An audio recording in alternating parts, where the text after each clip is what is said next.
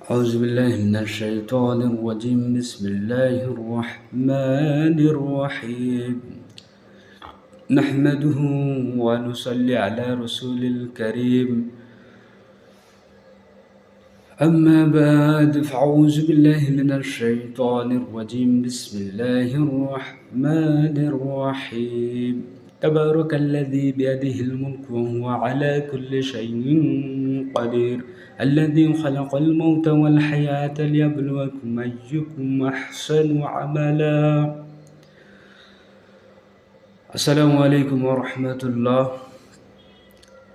সবাইকে রমজানুল মুবারক এবং সালাম, শুভেচ্ছা। আশা করি সবাই ভালো আছেন। আজ একটু অন্য ধরনের কথা বলবো। মূলত এই ধরনের কথা আগে কখনো এইভাবে বলে শেয়ার করা হয়নি। আমরা আশরাফুল মাখলুকাত, সৃষ্টির সেরা জীব মানুষ।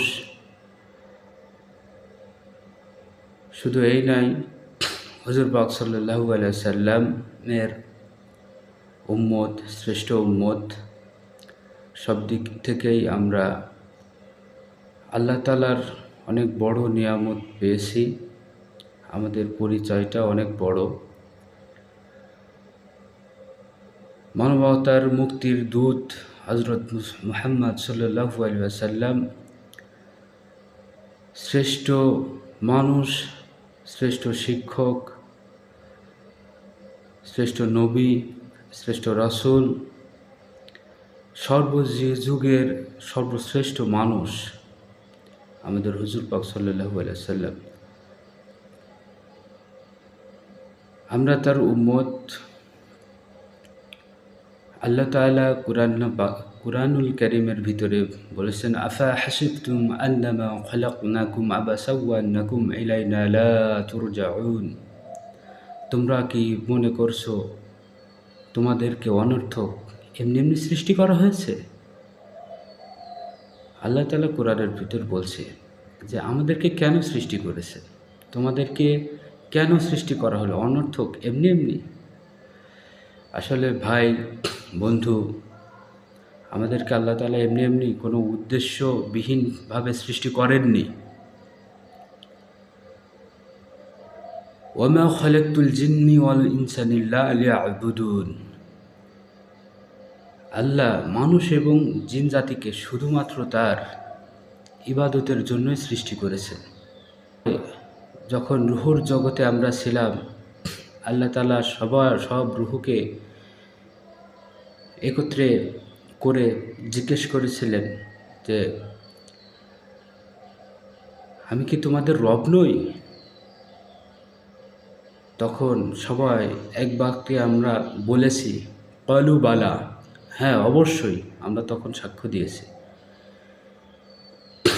আল্লাহ তাআলা যে প্রথম যে আয়াতটি আমরা সূরাতুল মুলকের প্রথম আয়াত এবং দ্বিতীয় নাম্বার আয়াতটা তেলাওয়াত করেছি, যে আল্লাহ তাআলা মহান, আল্লাহ তাআলা অতি দয়াবান, অতি দয়ালু।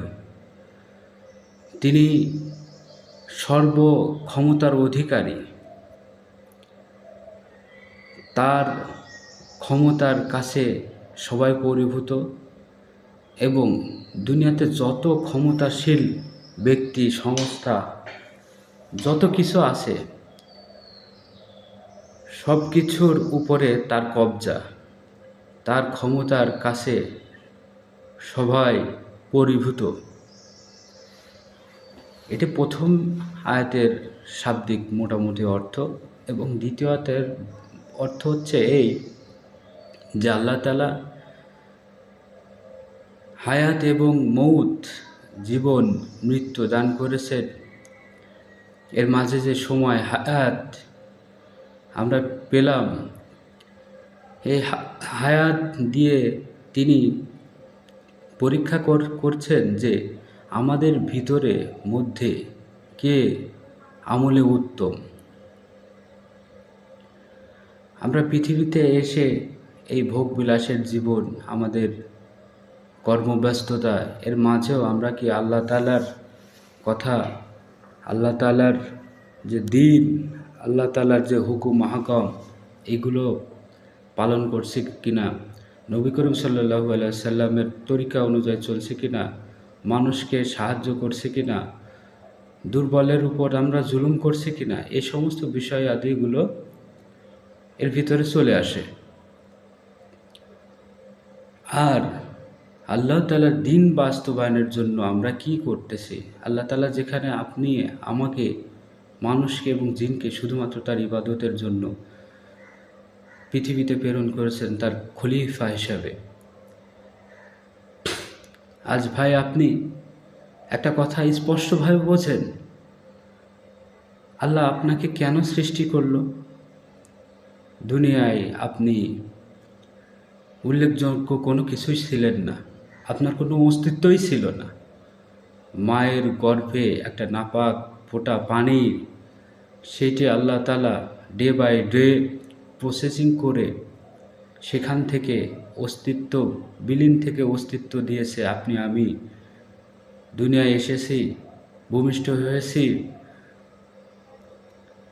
আপনি আমি সুস্থ স্বাভাবিক আছি। অনেকেই তো দুনিয়ায় আসে বিকলাঙ্গ হয়ে, চোখ আছে কিন্তু চোখ অন্ধ, দেখতে পায় না, হাতের কাজ নেই, অনেক সময় হাত হয় না, পা হয়ও না। আমাদের অর্গানগুলো সুস্থ স্বাভাবিক। আল্লাহ তাআলা মায়ের গর্ভের ভিতরে কিভাবে, যেখানে পৃথিবীর আলো পৌঁছায় না, আমাদেরকে কিভাবে লালন পালন করেছে বলেন। আমরা মূলত আল্লাহ তাআলার রহমতের ভিতরে এখন পর্যন্ত ডুবে আছি, আল্লাহ তাআলার নিয়ামত ভোগ করছি। আপনার আমার দুইটা চোখ যদি কোটি কোটি টাকার বিনিময়ে কেউ নিতে চায়, আমরা কিন্তু দেব না ভাই। আমাদের চোখ, নাক, মুখ, ভিতরের পার্টস, অর্গানগুলো খুবই মূল্যবান আমাদের কাছে, যেগুলো আল্লাহ তাআলা আমাদেরকে এমনি এমনি দান করেছেন। এই অক্সিজেন যদি বন্ধ করা হতো বা টাকা দিয়ে নেওয়া হতো পানি, তাহলে আমরা কিভাবে বাঁচতাম চিন্তা করেন। এই পৃথিবী কে সৃষ্টি করলো, এই আসমান, এই জমিন কে সৃষ্টি করলো ভাই? আপনি আমাকে কে সৃষ্টি করলো? আল্লাহ তাআলা সৃষ্টি করেছে, এখানে কেউ দ্বিমত পোষণ করতে পারবেন না। তাহলে আসমান যার, জমিন যার, এই জমিনে হুকুম তাহলে কার চলবে, কার আইন প্রতিষ্ঠা পাবে, কার আইন অনুযায়ী আমাদের জীবন অতিবাহিত করতে হবে ভাই। ইনিল হুকমু ইল্লা লিল্লাহ, আল্লাহ তাআলার হুকুম, আল্লাহ তাআলার দেওয়া বিধান দিয়ে আমাদের জীবন, রাষ্ট্র, পারিবারিক জীবন, সামাজিক জীবন, রাষ্ট্রীয় জীবন, সর্বক্ষেত্রেই কোরআনের আইন প্রতিষ্ঠা করতে হবে ভাই। এটি আপনার আমার একান্তই দায়িত্ব। আজ আপনি আমি কার পিছে, কোন নেতার পিছে ঘুরতেছি বলেন? যে নেতার নীতি নৈতিকতা ঠিক নেই, যে নেতা ইসলাম বিরোধী কাজ করে, যে নেতা নিজে নামাজ কালাম পড়ে না, অন্যকে নামাজের দাওয়াত দেয় না, সৎ কাজের আদেশ করে না, অসৎ কাজের নিষেধ করে না, যে বিভিন্ন ধরনের দুর্নীতির ভিতরে লিপ্ত, দখলদার, চাঁদাবাজ, দুর্নীতিবাজ, পুঁজিবাদ, সমস্ত দুর্নীতি, অনৈতিকতা যার ভিতরে, যার চরিত্রের ভিতরে আছে, তাকে নেতা মানি, তার সাথে দল করি। ভাই, আপনি আমি এই পৃথিবীতে এসেছি ক্ষণিকের জন্য, কেউ চিরস্থায়ীভাবে থেকে যেতে পারেনি। অনেক ক্ষমতাবান ফিরাউন অনেক ক্ষমতাবান ছিলেন, নমরুদ অনেক ক্ষমতাবান ছিলেন, বিগত ফ্যাসিস্ট আওয়ামী সরকার অনেক ক্ষমতাবান ছিলেন, তারা কেউই ক্ষমতা ধরে রাখতে পারেনি। আবার তারা কেউ পারবে না, তারা চিরঞ্জীব কেউ না, সবারই মৃত্যু আছে ভাই, সবাই মরবে। আল্লাহ তাআলা ফিরাউনকে তো দৃষ্টান্তমূলক হিসেবে এখন পর্যন্ত এই দুনিয়ার ভিতরে উদাহরণ স্বরূপ রেখে দিয়েছে, যা থেকে আমরা সাধারণ মানুষ শিক্ষা নিতে পারি, কিন্তু আপনার আমার তো টনক নড়ে না ভাই। আপনার আমার মেজাজ, মন, মস্তিষ্কের ভিতরে কে প্রভুত্ব করে বলেন? আমরা কার গোলাম হয়ে গেছি? আল্লাহ তাআলার গোলামি করছি না শয়তানের গোলামি করছি? আসলে এখানে দুইটা পক্ষ আছে, হিজবুল্লাহ আর হিজবুশ শয়তান। এক দল হলো শয়তানের দল, আর একটা হলো আল্লাহর দল। আসলে আমি আপনি মূলত কোন দলে আছি একটু ভেবে দেখুন, একটু চিন্তা করুন। অনেক চিন্তার বিষয় এটা। আজ আপনি আমি যুবক মানুষ, আমাদের শরীরে শক্তি আছে। এই শক্তি কে দিয়েছে? আমার শরীরে যে শক্তি, কথা বলার যে ক্ষমতা, এটা কে দিল ভাই? এটা তো শুধুমাত্র আল্লাহ তাআলার হুকুম ভাই। আল্লাহ তাআলা আমাদেরকে সুস্থতা দান করেছেন, আমাদের কথা বলার, চলাফেরা করার ক্ষমতা দিয়েছেন। আর এই ক্ষমতাকে, এই বডিকে ব্যবহার করে আমরা দিনের দিনের বাইরে ব্যবহার করছি, আল্লাহ এবং আল্লাহর রসুলের দিন প্রতিষ্ঠার বাইরে। আহ আহ মুসলমান ভাই, এটা কিভাবে সম্ভব ভাই?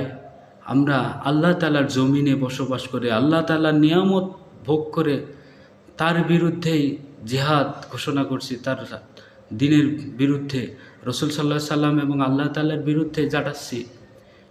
এটা কিভাবে সম্ভব? আপনি আমার কোনো যোগ্যতা ক্ষমতা নেই ভাই, কোনো যোগ্যতা ক্ষমতাই নেই। আমরা যে কাজগুলো করছি এগুলো আসলে আমরা ক্ষতির দিকে চলে যাচ্ছি, জাহান্নামের দিকে চলে যাচ্ছি। আসলে ভাই, অনেক আলেম ওলামা, অনেক হক্কানি পীর মাশায়েখরা জাহান্নামে যাবে, কিন্তু তাদের যারা অনুসরণ করে বা তাদের নিচে যারা থাকে, তাদের ঈমান, আমল এবং বিশুদ্ধ আকীদার কারণে তাদের নিম্ন শ্রেণীর যারা তাদের কাছে বায়াত গ্রহণ করে, তারা ঠিকই জান্নাতে চলে যাবে। অনেক পীর মাশায়েখ, আলেম ওলামা, বড় বড় আলেম ওলামা, তারা ওয়াজ নসিহত করে, মানুষ দেখানো, তাদের মনের ভিতরে রিয়া, এই সমস্ত বিষয়াদের জন্য তারা ক্ষমতার জন্য করছে, আল্লাহ তাআলার জন্য নয়। তারা জাহান্নামে যাবে। আর যাদের অন্তর পরিষ্কার, শুধুমাত্র আল্লাহ তাআলার দ্বীনকে প্রতিষ্ঠার জন্য যারা কাজ করে, সংগ্রাম করে, মুজাহাদা করে, আল্লাহ তাআলা অনেক এরকম ব্যক্তিকে জান্নাত দান করবেন, জান্নাতুল ফেরদাউসের উচ্চ মাকাম দান করবেন। তো ভাই, আসলে আপনি যাই করেন, আপনার ভিতরে ঈমানি চেতনা থাকবে, ইসলাম জয়ী শক্তি হিসাবে প্রতিষ্ঠা পায়। এই জন্য আপনি আপনার অন্তর থেকে কাজ করবেন। আল্লাহ তাআলা কোরআনের ভিতরে বলছেন যে ইন্নাল্লাহা আশতারা মিনাল মুমিনিনা আনফুসাহুম আমওয়ালাহুম বিআন্না লাহুমুল জান্নাহ। মুমিনরা আল্লাহ তাআলার কাছ থেকে জান এবং মালের বিনিময়ে জান্নাত খরিদ করে দিয়েছে।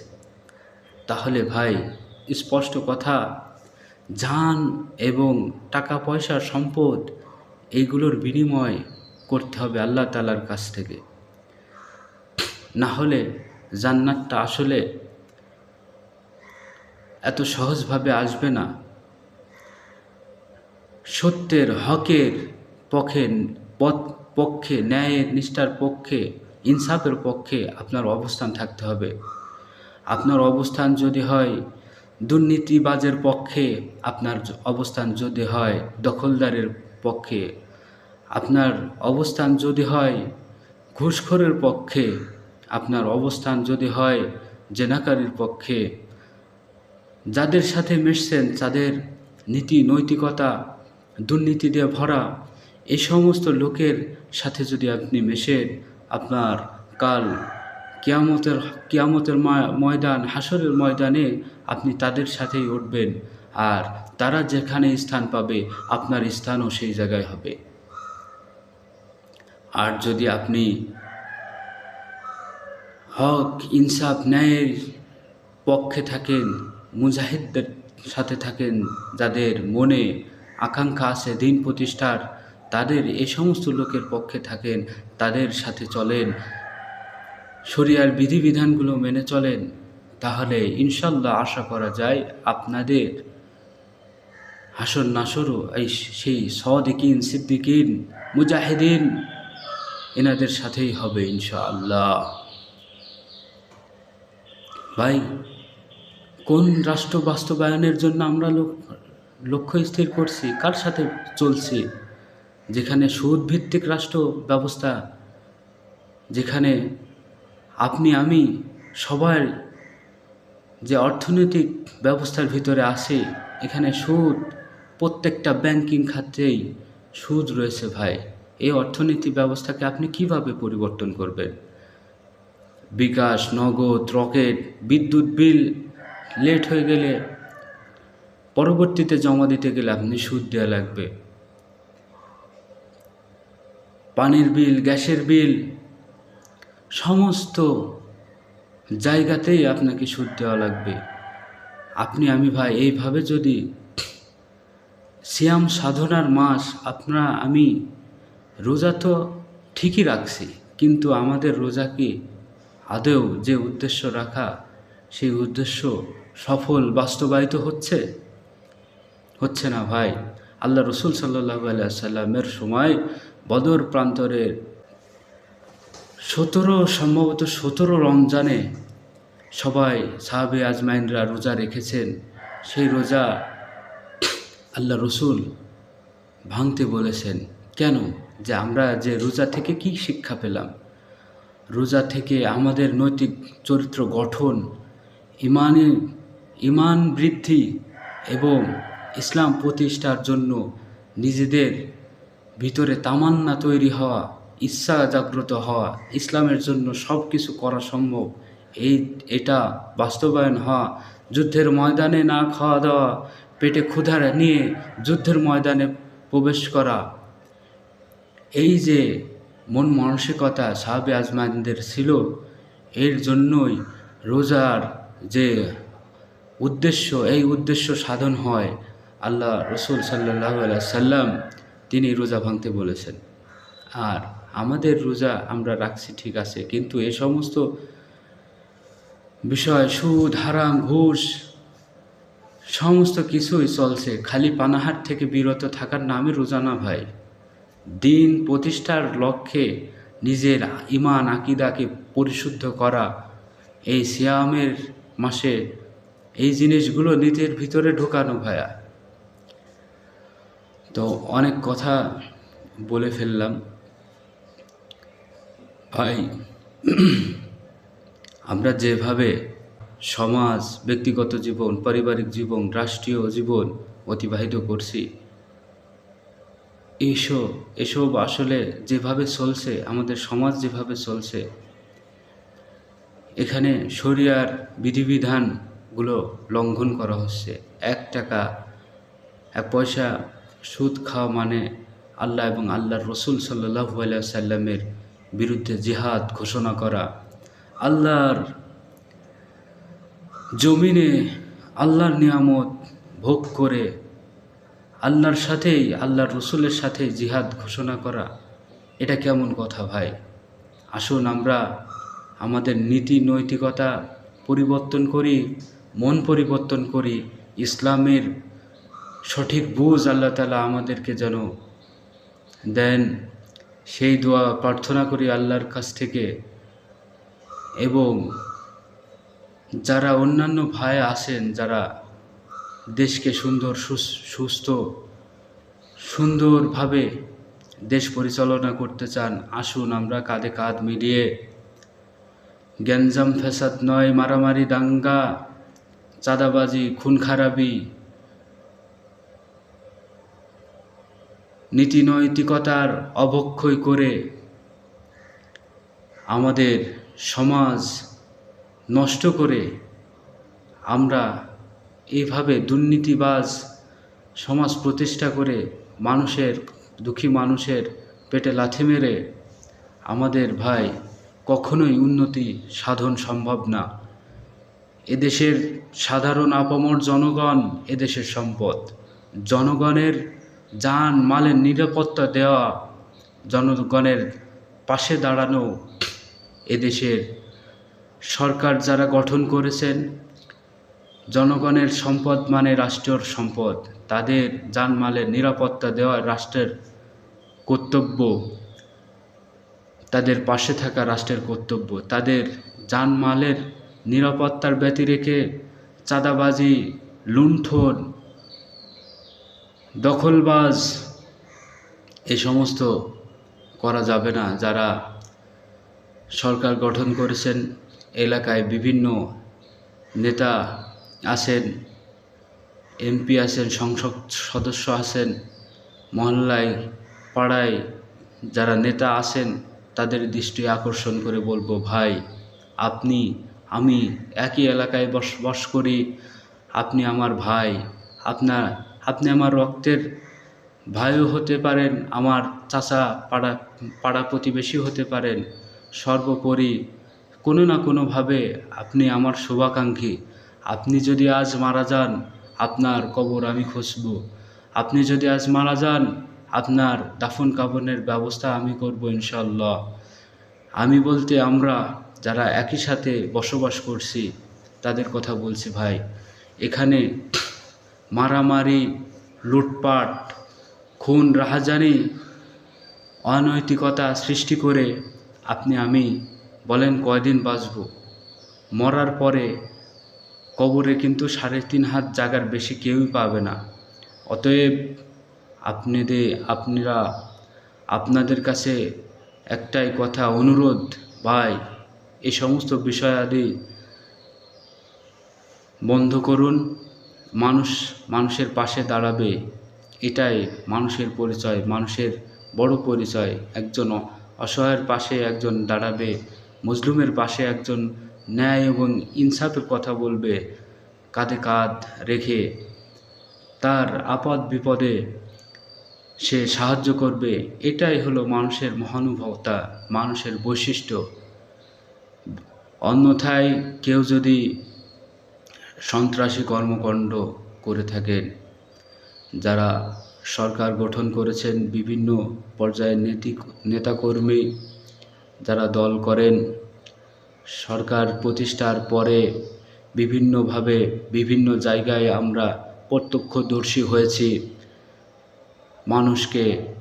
মানুষের বাসা বাড়ি জ্বালিয়ে দেওয়া হচ্ছে, পুড়িয়ে দেওয়া হচ্ছে, এমনকি মানুষ সেখানে মারা যাচ্ছে। খুন, রাহাজানি, অত্যাচার, নিপীড়ন চালানো হচ্ছে। আসলে ত্রয়োদশ জাতীয় সংসদ নির্বাচন বড় একটা সময় প্রতীক্ষার পরে তাদের মনে অনেক বড় আশা আকাঙ্ক্ষা ছিল। তাদের ভোটাধিকার তারা প্রয়োগ করবে, কিন্তু এই ভোটাধিকার তারা প্রয়োগ করতে গিয়ে অনেকাংশেই ওষ্ঠাগত হয়েছে। অনেকাংশেই আমরা দেখেছি দেশের বিভিন্ন স্থানে নিয়ে, এই নির্বাচন কমিশন নিয়ে ইলেকশন ইঞ্জিনিয়ারিং করা হয়েছে। এই জন্য অনেকের মনে তাদের যে আশা আকাঙ্ক্ষা ছিল, সাধারণ মানুষের মনে এই বিষয়টা অনেকটাই কষ্টদায়ক, বেদনাদায়ক ব্যাপার হয়েছে। ভোটাধিকার লঙ্ঘন হয়েছে। এই ভোটাধিকার প্রত্যেকটা মানুষের বড় একটা অধিকার ছিল। তো যাই হোক, যেভাবেই হোক, এখন বাংলাদেশ জাতীয়তাবাদী দল বিএনপি সরকার গঠন করেছেন। আমরা কাঁধে কাঁধ মিলিয়ে এককভাবে তাদের সাথে দেশ উন্নয়নের জন্য কাজ করতে চাই। তারা আমাদের ভাই, আমরা তাদের ভাই।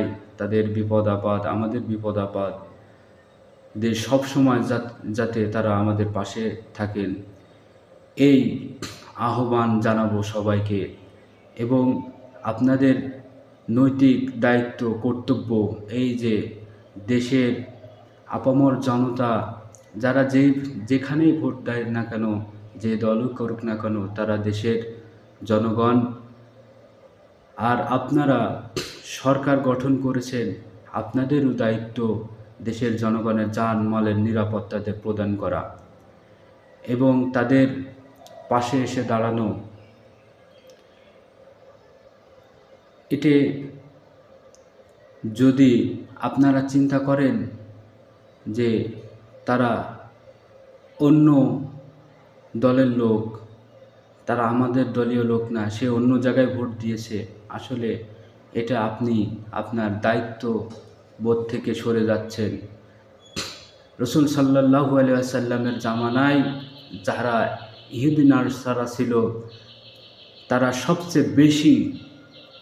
সবচেয়ে বেশি নিরাপদ থাকতো মুসলমানদের তুলনায়ও। তো এই বিষয়ের শিক্ষা থেকে আমরা বুঝি যে আপনারা সরকারি দল, সরকার গঠন করেছেন, আপনাদের বিরোধী দলের যারা আছে তাদেরকে জুলুম নিপীড়ন করবেন, এটা রসুল সাল্লাল্লাহু আলাইহি সাল্লামের শিক্ষা নয়, এটা দ্বীনি শিক্ষা নয়। তো সবার কাছে এই একটাই অনুরোধ জানিয়ে আজ আমার কথা আমি এখানেই শেষ করব। সবাইকে সালাম জানিয়ে আসসালামু আলাইকুম ওয়া রাহমাতুল্লাহ। আখির দাওয়ানা আলহামদুলিল্লাহি রাব্বিল আলামিন।